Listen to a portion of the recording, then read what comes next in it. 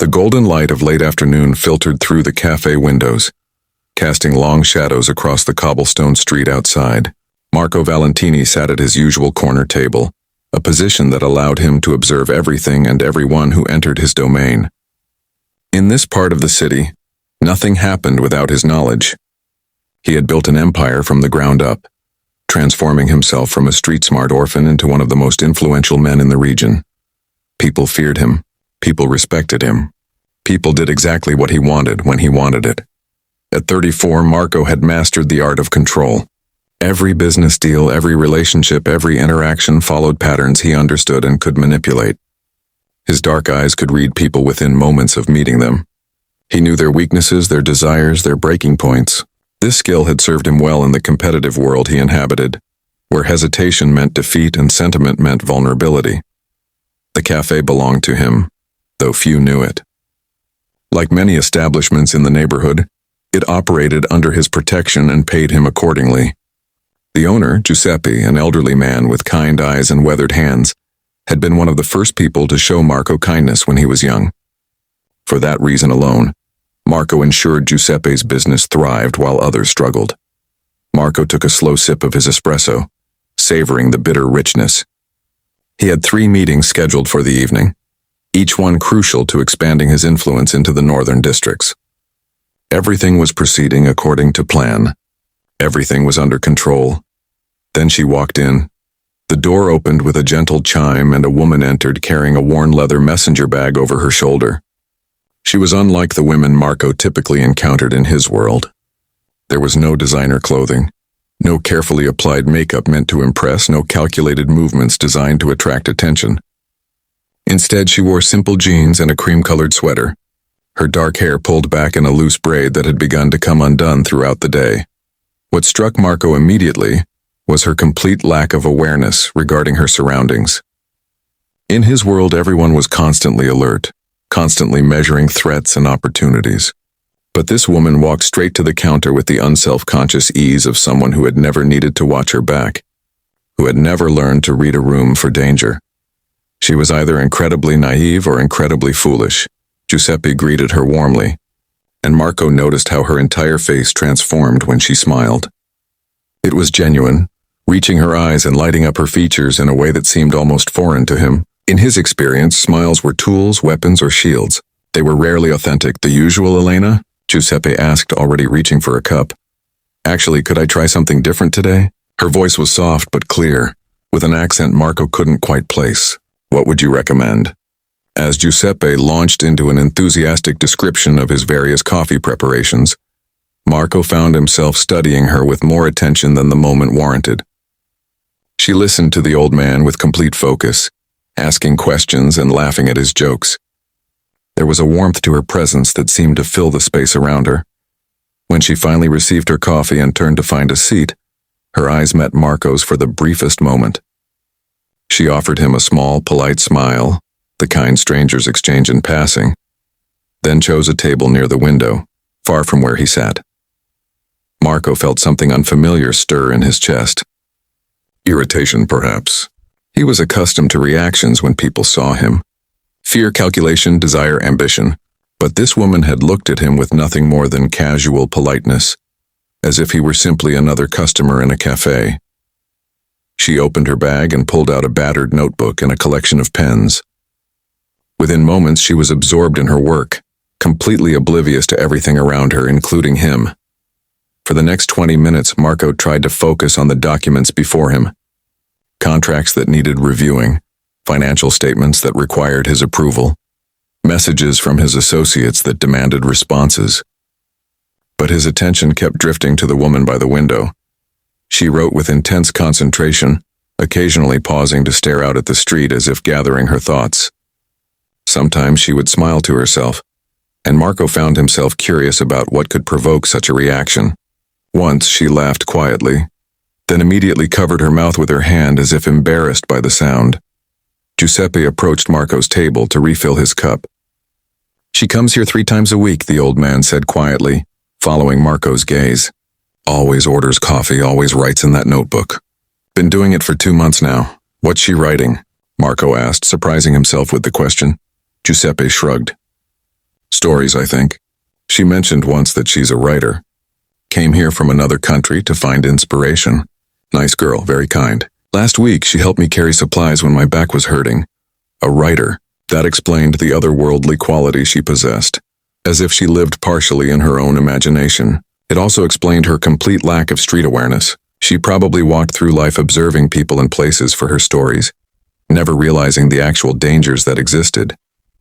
She lives alone? Marco asked. In a small apartment above the bookstore on Via Roma, Giuseppe confirmed. Then, with a knowing look that made Marco uncomfortable, the old man added, "Don't even think about it, Marco. That one is different. She's not part of our world, and she should stay that way." The implication was clear. Giuseppe, who owed Marco everything, who never questioned his decisions, was warning him away.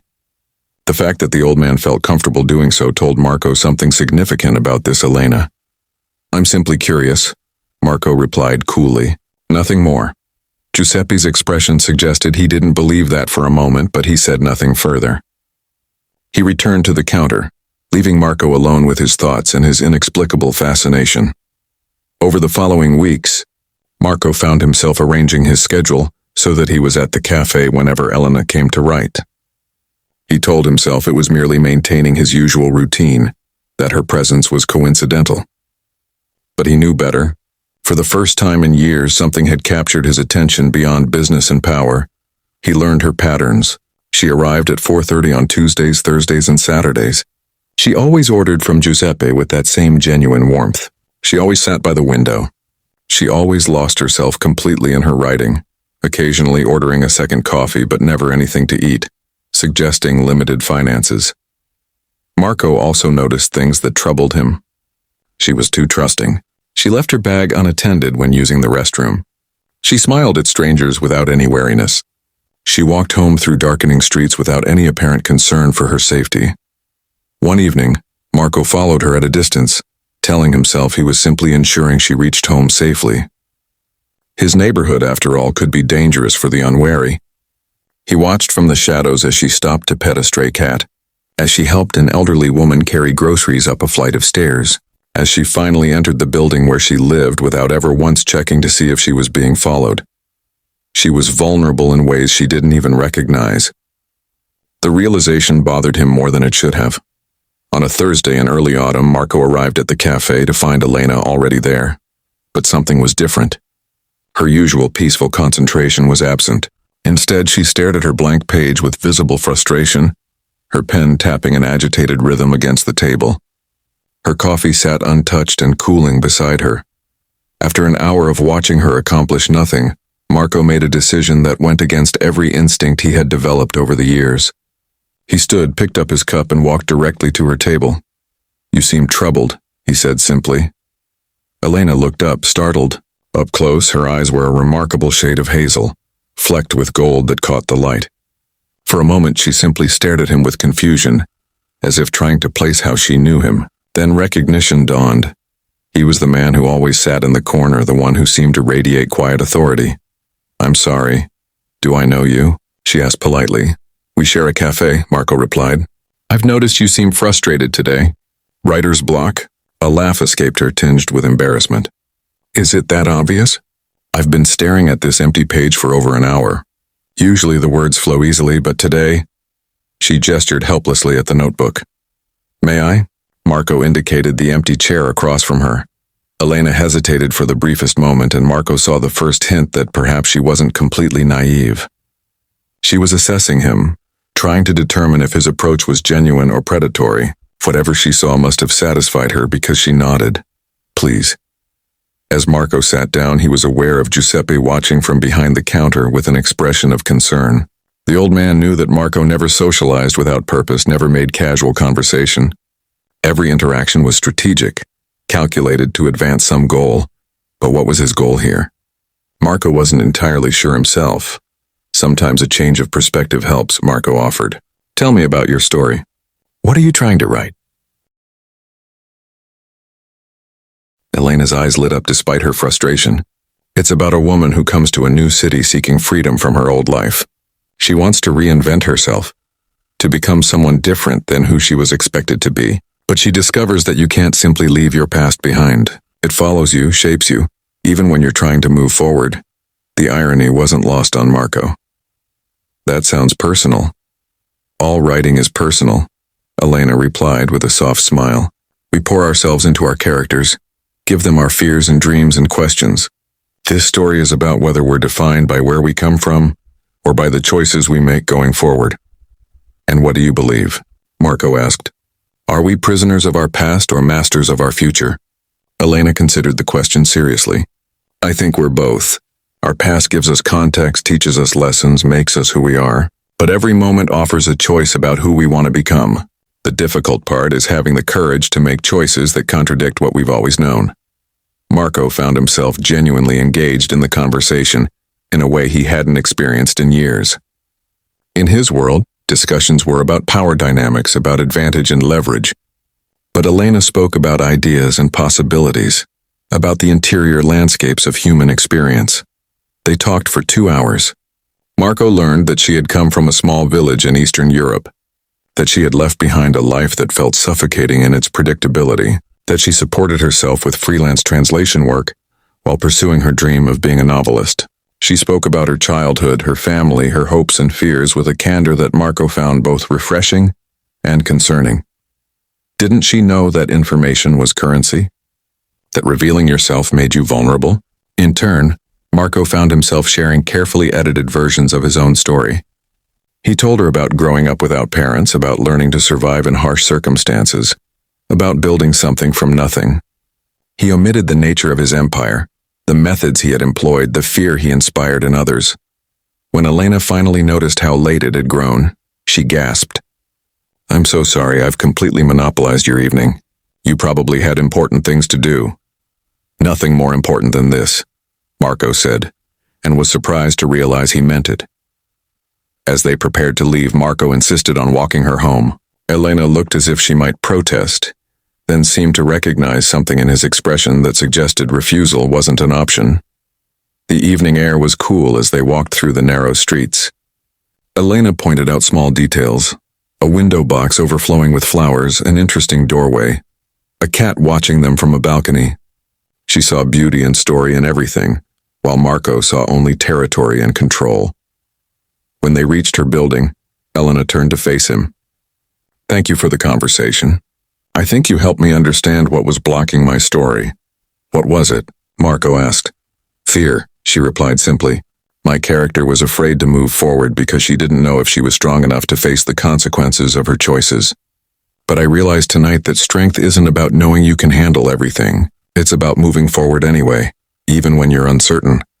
Something in her words struck Marco deeply, touching a part of himself he had buried long ago. Before he could stop himself, he said, I would like to see you again, not just at the cafe, properly. Elena studied him with those remarkable eyes, and Marco had the unsettling sensation that she could see far more than he intended to reveal.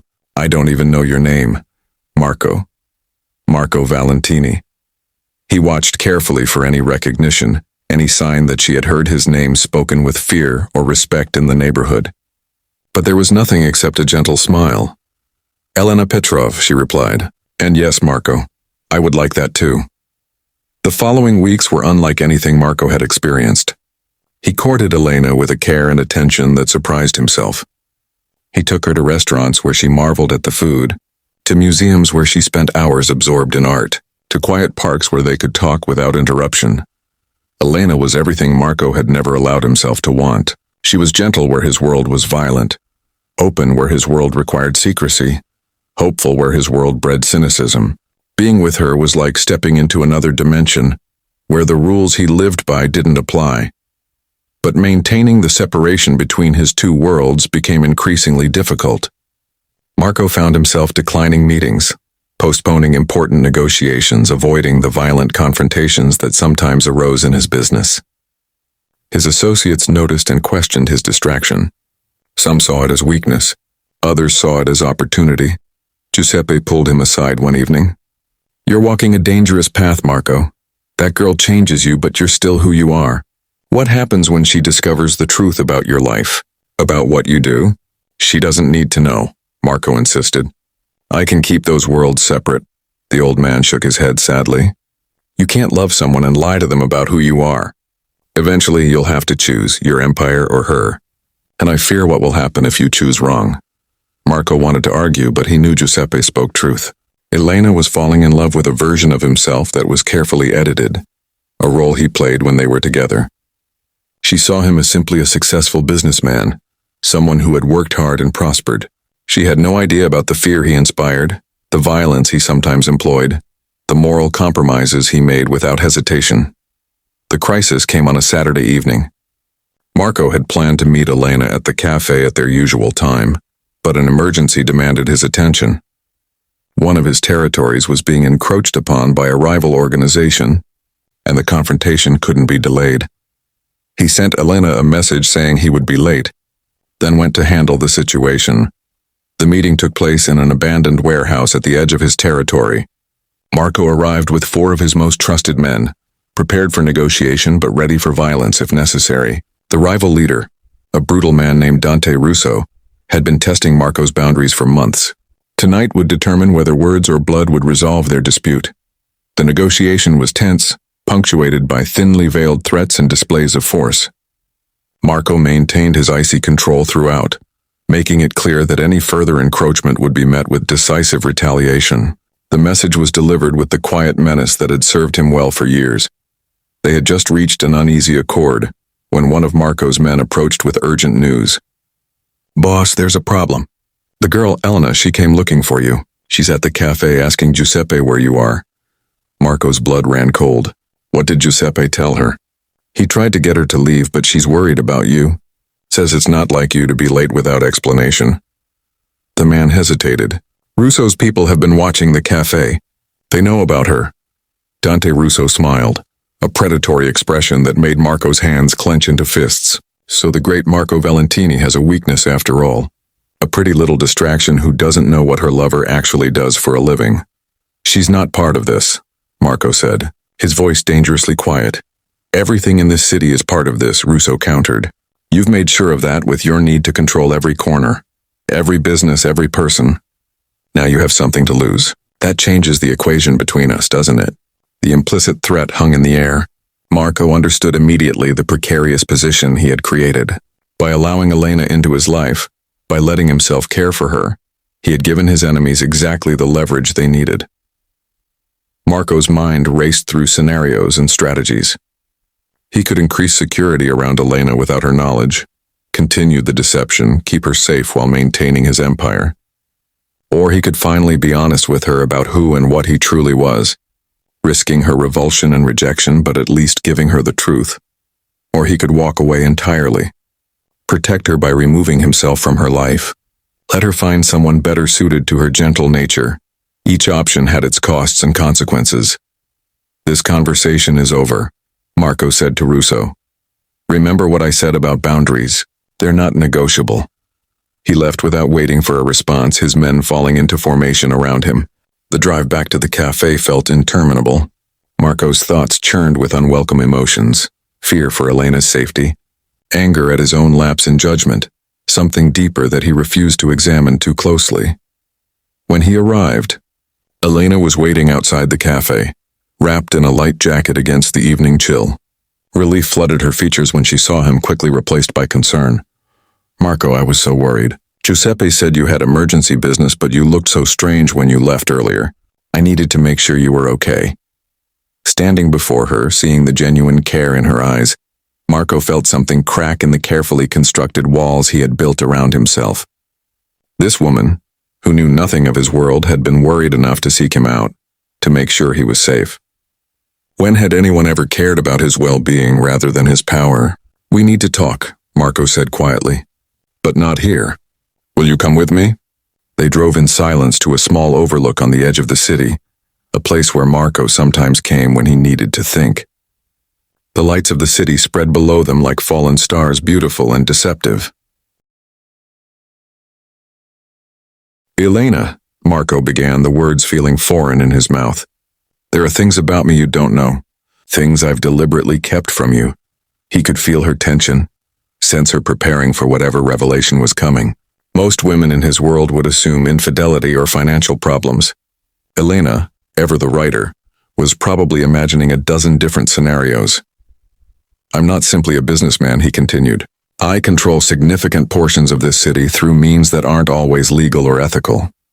People fear me. They obey me because they know the consequences of refusal. I've done things, Elena. Things that would horrify you. The silence stretched between them as Elena processed his words. When she finally spoke, her voice was steady but sad. I know, Marco turned to stare at her. What? I've known for weeks, Elena admitted. Not at first, I'll grant you that. I was naive when we met. But as I spent more time with you, as I observed how people reacted to you, how they whispered after you passed, I began to understand. Then I asked questions, listened to conversations in the neighborhood. Giuseppe tried to warn me away, but by then it was too late. Too late for what? Marco asked, afraid of the answer. Too late because I had already fallen in love with you, Elena said simply. Not with the carefully edited version you showed me, but with the man I glimpsed beneath the control and calculation. The man who talks about books and ideas, who walks me home to keep me safe, who looks at the world as if expecting attack, but sometimes forgets to guard himself when we're together. Marco felt completely off balance, a sensation he hadn't experienced since childhood. I am not a good man, Elena. Goodness isn't binary, she replied. People aren't simply heroes or villains in real life the way they are in stories. We're all complicated mixtures of choices and circumstances, of the good we aspire to and the compromises we make. I see both in you, the dangerous man others fear and the person you could be if you allowed yourself. You should be afraid of me, Marco insisted. You should run as far from me as possible. Elena stepped closer, reaching up to touch his face with gentle fingers. I am afraid, but not of you. I'm afraid of wasting my life playing it safe, of never taking risks that matter. You make me feel alive in ways I never expected. Yes, your world is dangerous. Yes, loving you is complicated and probably foolish. But the alternative is returning to the safe, predictable life I left behind, and I can't do that now that I've tasted something real. Real, Marco repeated bitterly. There's nothing real about any of this. I've spent my entire life controlling everything around me, manipulating situations and people to achieve my goals. Being with you is the first time I've ever felt out of control, and I don't know what to do with that. Maybe that's exactly what you need, Elena suggested. Maybe being out of control, being vulnerable is the only way to actually live instead of just survive. Marco pulled her close, burying his face in her hair. She was impossibly warm and soft, everything his life lacked, but Russo's threat echoed in his mind, a reminder that caring for her made both of them targets. Being with me puts you in danger, he said against her hair. My enemies will use you to hurt me. Then we'll be careful, Elena replied. I'm not asking you to choose between me and your life, Marco. I'm asking you to find a way to include me in your reality instead of trying to keep me separate from it.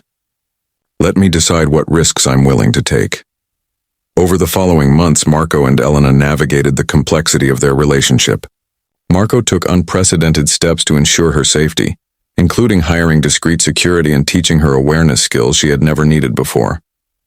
Elena, for her part, accepted the constraints that came with loving a man like Marco without complaint, understanding that certain sacrifices were necessary. More surprisingly, Elena began to influence Marco's approach to his empire. Her questions about his methods, her obvious distress when violence became necessary, her gentle observations about alternatives made Marco reconsider assumptions he had held for years. He found himself seeking solutions that didn't require force, negotiating where he would once have threatened, building alliances rather than demanding submission. His associates noticed the changes and had mixed reactions. Some saw him as going soft, losing the edge that had made him feared. Others recognized a different kind of strength, the discipline to choose restraint over impulse, the wisdom to build lasting power through relationships rather than fear. Giuseppe watched these changes with cautious approval. One evening, he approached Marco at the cafe while Elena was absorbed in her writing. She's changed you, the old man observed, made you more like the boy I knew before the city hardened you. She's made me weak, Marco replied, but there was no conviction in his voice. No, Giuseppe corrected gently. She's made you human again. There's a difference, Marco couldn't argue. With Elena, he had rediscovered parts of himself he thought were permanently lost. The capacity for gentleness, for vulnerability, for caring about someone else's well-being more than his own power. But the world Marco inhabited didn't forgive weakness or sentiment. The confrontation he had been dreading came on a spring evening when he and Elena were having dinner at a small restaurant he owned. Dante Russo walked in with deliberate provocation, approaching their table with the confidence of someone who had calculated every angle. Valentini, Russo greeted him with false warmth. "I hope I'm not interrupting anything important." Marco stood slowly, positioning himself between Elena and the threat. "This isn't the place, Russo." "On the contrary, this is exactly the place," Russo replied, his eyes flickering to Elena with unmistakable intent. "I wanted to meet the woman who's made you careless. The weakness that's going to cost you everything." Elena remained seated, her expression calm but watchful. Marco could feel the violence coiling inside himself, the instinct to eliminate threats that had kept him alive for so many years. One word, one gesture, and this situation would escalate into bloodshed. But Elena's presence changed the calculation. She had taught him that not every confrontation required violence, that sometimes strength meant choosing restraint. "Leave," Marco said quietly. "While you still can," Russo smiled. "Or what? You'll make a scene in front of your lady? Show her exactly what you're capable of?" "I don't think so. You've gone soft, Valentini. The streets know it. It's only a matter of time before someone takes what you've built." Before Marco could respond, Elena spoke. Her voice was clear and surprisingly steady given the tension crackling through the air. "Mr. Russo," she said, meeting his eyes directly, "you're making a mistake." Russo turned his attention to her with amusement. "Really, and what mistake would that be?" "You assume Marco's restraint is weakness," Elena continued. "But restraint from a position of strength is actually the most dangerous thing you can face. A desperate man is predictable. He'll lash out, make mistakes, create opportunities. But a man who has the power to destroy you and chooses not to, that man is calculating something much worse. That man is giving you rope to hang yourself." The accuracy of her observation, the unflinching way she stared down a dangerous man, made Marco's heart tighten with something that felt terrifyingly like love. Russo's expression darkened. "You think you understand this world? You're just a naive little girl playing in waters that will drown you." "Perhaps," Elena acknowledged, "but I understand stories, Mr. Russo. I understand character and motivation and arc. And your story? It's a tragedy written by your own arrogance. You came here tonight thinking you were demonstrating strength, but all you've done is show Marco exactly how scared you actually are. Scared enough to take foolish risks. Scared enough to make threats you can't back up without starting a war you can't win." The silence following her words was absolute. Marco had never seen anyone outside his organization speak to Russo with such directness. The fact that this slender writer in a simple dress had just dressed down one of the city's most dangerous men with nothing but words was simultaneously terrifying and impressive. Russo's hand moved toward his jacket, and Marco's response was instantaneous. He had Russo's wrist in a grip that promised broken bones if pressure increased, his other hand positioned to strike a fatal blow. "Don't," Marco said, his voice carrying the weight of years of violence. "You walk out of here now and we'll pretend this never happened. You touch her, you threaten her, you even look at her wrong, and there won't be anywhere in this city you can hide from me." For a long moment, the two men stared at each other, years of rivalry and territorial disputes condensed into a single moment of decision. Finally, Russo stepped back, jerking his wrist from Marco's grip. "This isn't over," he said. "Yes," Marco replied. "It is. You just don't know it yet." After Russo left, Marco sat back down, his hands trembling slightly with the adrenaline he hadn't released into violence. Elena reached across the table and took his hand. "That was terrifying," she admitted, "but also clarifying." "Clarifying how?" Marco asked. "I've been living in a kind of fantasy," Elena said slowly, "telling myself that I could separate who you are from what you do. But tonight made me understand that they're inseparable. Your danger, your power, your capacity for violence, they're not defects to overlook but fundamental aspects of who you've become. The question I need to answer is whether I can accept all of you, not just the parts that are comfortable." Marco's chest tightened. This was the moment he had been dreading, when Elena would finally recognize that loving him required compromises she couldn't make. "And?" he asked, afraid of her answer. Elena smiled, that same genuine expression that had first caught his attention months ago. "And I realized something else tonight. When Russo threatened me, when things could have turned violent, you made a choice. You chose restraint not because you were weak, but because I was there. Because my presence matters to you more than your ego or your pride. That's not nothing, Marco, that's everything. I would have killed him, Marco admitted. If he had touched you, I would have killed him right there without hesitation or regret. I know, Elena replied. And that should probably terrify me more than it does. But I also know you would protect others you care about with the same ferocity. Giuseppe, the people in this neighborhood, even strangers who can't protect themselves, you're not the villain you sometimes pretend to be. I'm not a hero either, Marco insisted. No, Elena agreed. You're just a complicated man trying to navigate an impossible world. Like all of us, really. Your circumstances are more extreme. Your choices have higher stakes. But the fundamental struggle is the same. Trying to be better than our worst impulses while surviving in conditions that often reward those impulses. She leaned forward, her eyes serious. I'm not naive anymore, Marco. I understand what being with you means. I know there will be dangerous moments and difficult choices. I know I'll sometimes be frightened by what you're capable of.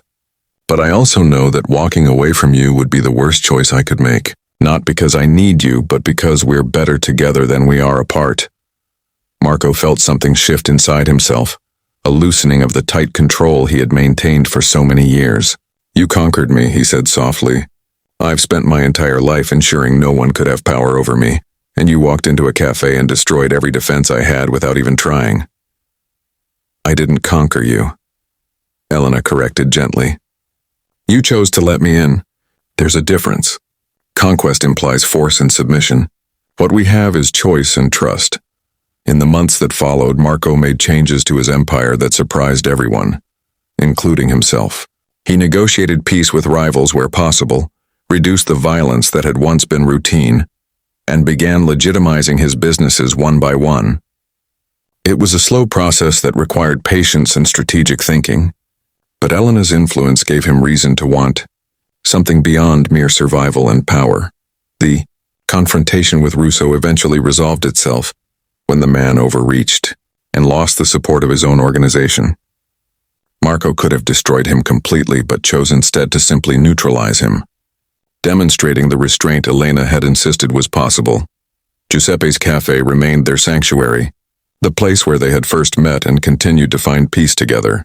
Elena wrote her stories while Marco handled his business, two different worlds existing side by side in the warm light of late afternoon. One evening, as they sat together at their usual table, Elena closed her notebook and looked at Marco with something like satisfaction. I finished it, she announced. The story about the woman trying to escape her past. How does it end? Marco asked. Elena smiled.